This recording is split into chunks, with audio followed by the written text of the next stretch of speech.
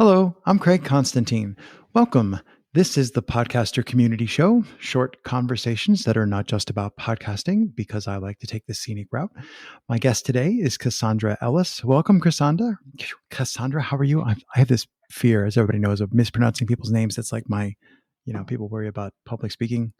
I worry about adding extra R's in people's first names. I'm sorry. Welcome, Cassandra. Well, thank you. And you did say Cassandra. It's usually a question of like, is it Cassandra or Cassandra? And I'm like, well, I do have a preference, and you got it. Ooh, So there you I go. lucked out. I hadn't even thought about that. Thank you for opening up additional chasms of horror for me to mispronounce people's names. Oh, yeah. Oh, with great mental powers comes great mental illness. So today I was thinking we would start by talking about let's go in the serendipity direction. So I for people who've been on the show, they know that I'm polite, but I'm also tenacious about like you have to actually say no. Otherwise, I will just continuously 2 months later, 3 months later, I've waited for people to like have children and come back a year and a half later. Um, so it's part of I think I understand how much of a I don't want to say of a gift, but like it's nice when things finally click. Everybody's just like, this is awesome. So to me, I'm always thinking, well, it's not good right now, so I'm not going to push. I'm just going to make a little note, a little thing, come back in a month and a half, 3 months, 9 years, whatever. So when we first almost scheduled a podcast, you were talking about helping or consulting. I don't know how you picture that in your own mind, a friend with their podcast. So can you tell me a little bit about what was different or really exciting about getting to help someone else with their passionate podcasting project and like how that differs to working on your own podcast? Yeah, and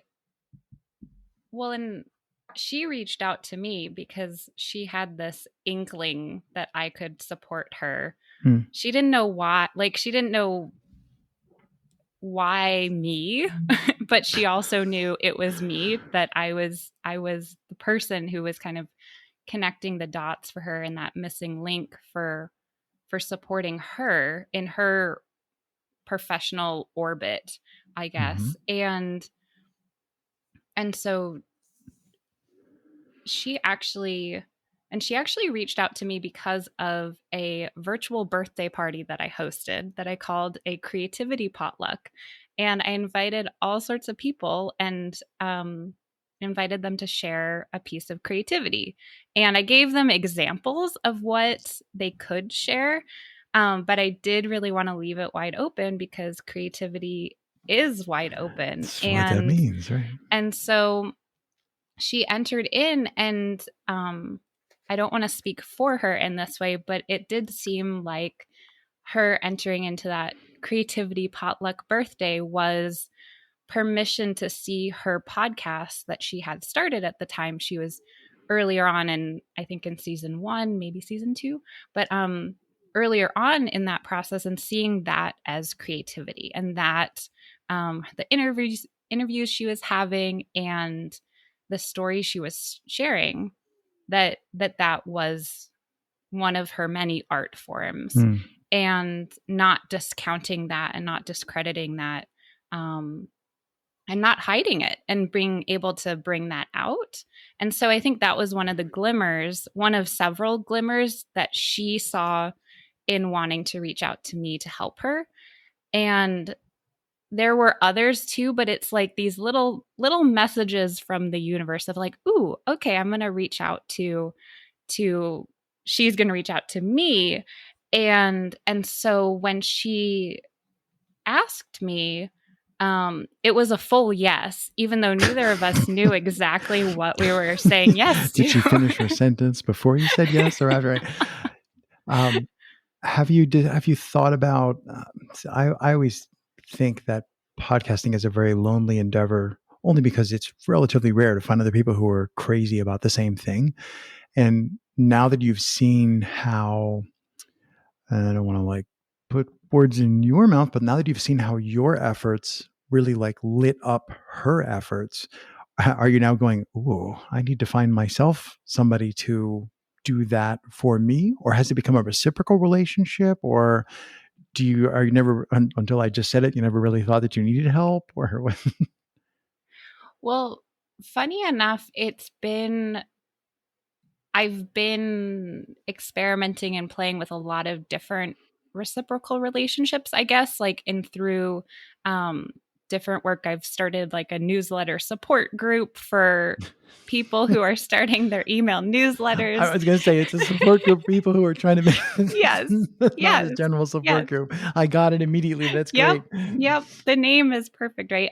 But I do have to say about the name, we're on a summer break. But we transitioned the name to the working title is Rule Breakers Support Group, because we noticed this trend of needing to actually break our own rules that we had made for ourselves, with Hmm. newsletters being one of them, but overall starting and Innate maintaining process.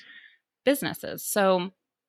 So uh I'm where did my thread come from here? Oh, yes. So I've been experimenting and playing with different types of creative working relationships, I guess, and partnerships, and so I feel like that was laying the groundwork for being able to work with my friend Deanna, where it was a lot more it is a lot more defined, I guess, where it's like, because I, as well as she, has been doing a lot of different experimenting with um, working with different types of people and like seeing how this works. And do we want this to be informal? Do we want this to be more formalized? Do we want this to be, and for myself, is this a paid exchange? Is money not a part of this?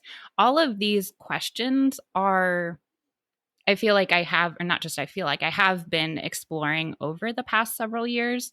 And and so now arriving at working with her has been we're both a lot more we're ready to say that yes, before we Mhm. even really fully know and understand what it is. And so that led to this past weekend where we had she flew out here, and we had a creative work retreat together, and so we're now officially able to say like we have a hybrid working relationship of she and I met in person, but the connection has been virtual for the past several years, and now Right. so being able to be in person added another layer Mm. to this working partnership.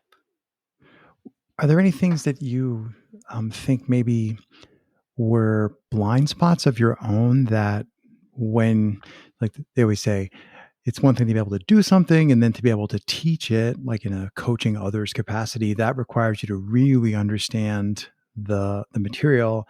And a lot of times, my opinion is people who are really good at something naturally, they're not the best teachers because they don't understand how to take things apart to a level that can really help people who need to start from somewhere earlier on the path. I'm just wondering if there are things that you learned about yourself or about your podcasting or maybe your processes around creativity that you realized as part of your working with her?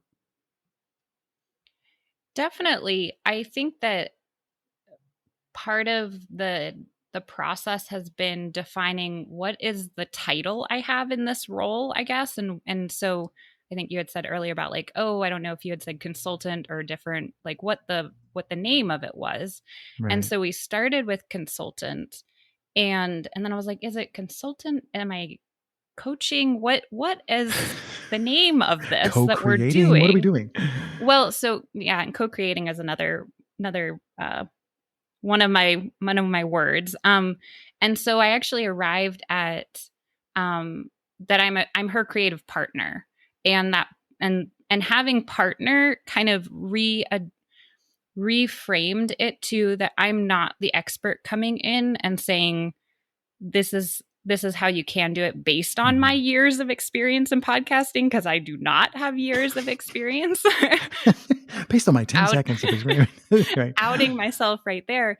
Um, but rather that I'm partnering with you to be your support, your your person's who's here for you to not only bounce ideas off of, but to make them tangible. And so what we've been seeing with the podcast is that it doesn't have to just be the podcast. And now we're stepping into I'm supporting her in another of her projects, that creativity is the connecting factor, not audio, or not Mm. I mean, it's creativity and also storytelling, I think, are kind of those foundational ways of relating these projects to one another. Mm. So many ideas in there. What if so? There, most of the people that I talk to who are podcasters, most people that I talk to have the idea of like the first person. So I am doing the thing, I am making the thing, I am a podcaster. This is part of who I am. This is something I do, and I think it's more uncommon for someone to be actively helping other people on the other person's project. So I'm just wondering if you have any things that you've taken away from it that, like, I don't want to say it's a shortcut. So instead of having them need to go work with someone and learn the lesson, you can just tell them what the lesson is. But are there things that you feel are pretty clear takeaways from, well, everybody who podcasts would benefit from understanding maybe that you need somebody else at some point, or understanding that, I don't know, see what I'm fishing for? I somewhat do. I'm not one for like pithy, like, oh, this is the thing to take away. So uh, I'm going to give this back to you for a moment. Can you ask me it in a slightly different way? I could certainly try. Um, what I'm curious about is your experience in the relationship working with the other person. I'm just going to call it unique. So most people who are solo podcasters, podpreneurs, solo podcasters, those people don't have that experience. They don't have access to the experience of working with somebody else on somebody else's show. Most podcasters probably have some experience of like asking someone for help. That person helps them work on something specific. But I feel like your experience, I mean, like you had an experience which is prolonged. Your experience would give you access to a different type of learning, a different type of experiential knowledge than people who generally podcast by themselves. So I'm looking at that going, that's interesting. So what I'm looking for is like, can Mhm. you help me learn more about what that experience would be like if I chose to undergo that experience? Or what can we take away from that, from your having done it? Yeah, what's coming up for me first is that I wonder how many, or I'll speak about myself first. I learn in relationship. I learn within relationships, and whether those relationships are with other humans, whether those relationships are with the, whether you say the more than human or non-human beings on our planet, whether that's trees or dogs or butterflies, learning in relationship is, and also learning, I guess learning in relationship means that I'm learning and we are learning in experience. And that experiential element is something that I wonder how many solo podcasters are struggling with that element, and having that, and solo anything Right, solo right. entrepreneurs um needing to do a lot of extra work to make that possible. And and so because I know that I do learn in relationship, um I think for so much of my life I've that's been like a little antennae that's up and aware of, okay, like who can be and relate, who is like a good match for me in this whatever I'm learning. And so is it, um what's the good match here? And that could be, it could be, like I'm saying, it could be a person, it could be somebody who's in a totally another part of the world, and thanks to technology that's that's a whole lot easier and quicker now. It could also be like the tree that's right outside my window here. And so, but remembering that learning doesn't happen in isolation. Right. And also that could be a like relationship with myself and with my own body too. Like it's not like being alone is necessarily isolation, but I think that forgetting that there's this abundance of opportunities beyond me as well as within me, and that thinking of oneself as solo fill in the blank, solo podcaster, solo any type of entrepreneur, or solo writer, like writing your you know it's not like that isn't really the truth. And so, but oftentimes and I'll say me, oftentimes I can think that about myself. Oh, it's solo. I'm on my own. I'm in Right. that isolating element. And then where's the learning happening then? So I think that's Yeah, my I'm one. I'm gonna I'm gonna vehemently agree with you because I think everybody in podcasting knows the rabbit holes and there's technology and there's just a million places where you can just like, oh, go become a master of this minutia. So we all, I use the Pareto principle as a fire hose to save my, save every day with that. Well, let's just do 20% of the work and call it done. But those things I'm describing, that way of like eliminating decision trees with just reckless abandon, he's not the same as engaging with another person and then having the experience of what is that other person's point of view? What is that other person's, what's the 20% that they want to keep out of this thing? Boy, they seem really invested in the intro copy. And I'm just like, nobody listens to that. Just skip over it. So I really think you're making a good point about relationships.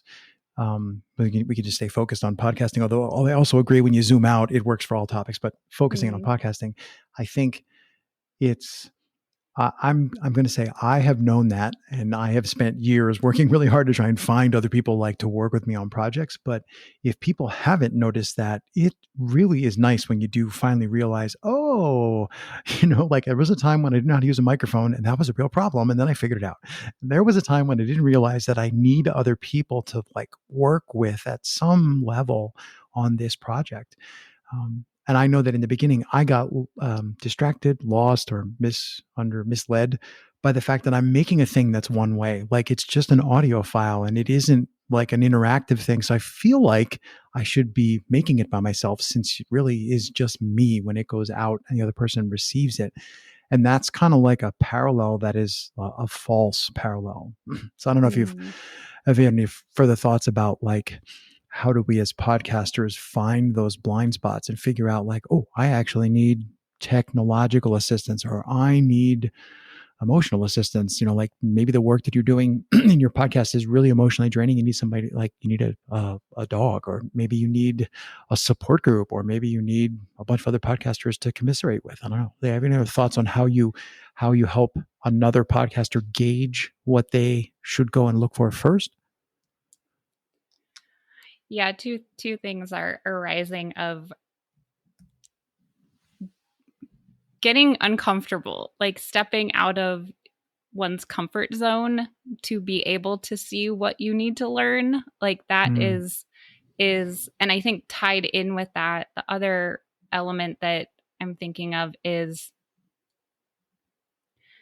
and I don't know the exact words, it's like different words work for different people, but listening, like maybe it's listening to your intuition, listening to some, like we were talking about serendipity and synchronicity, like listening to that, or just listening for like clues of like, okay, what's next for me? And then it's like, okay, well, that seems pretty big and uncomfortable. And it's like, no, I got to do that, because what I have found is that when I do listen to that, and you could call it intuition or your gut or whatever, like, yeah, the quiet voice is another one I've yeah, heard. Yeah. yeah, whisper, yeah.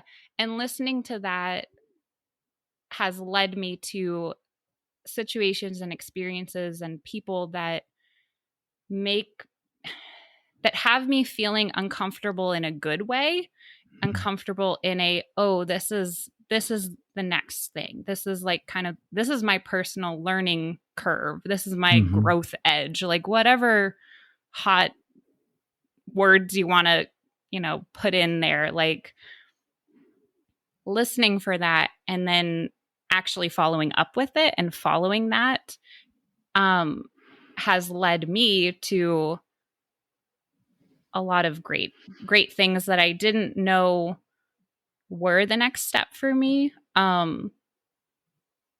But I think that obviously something led this podcaster to podcasting. Something, it's like hardly ever, and maybe in 10 years from now or something, there will be plenty more people who are like, there's a job listing. Oh, I can be a podcast host, right? But like, that's not an everyday occurrence. Right now, Right. it does stem from some part of you has this desire to be a podcaster. And so you're already tapping into that. You're already tapping into that inner desire, that inner calling, that curiosity, that wonder. And so keep following that. Like it's not like Mm. that's one and done. That's going to keep there's going to still be, oh, I really want to reach out to this person for an interview.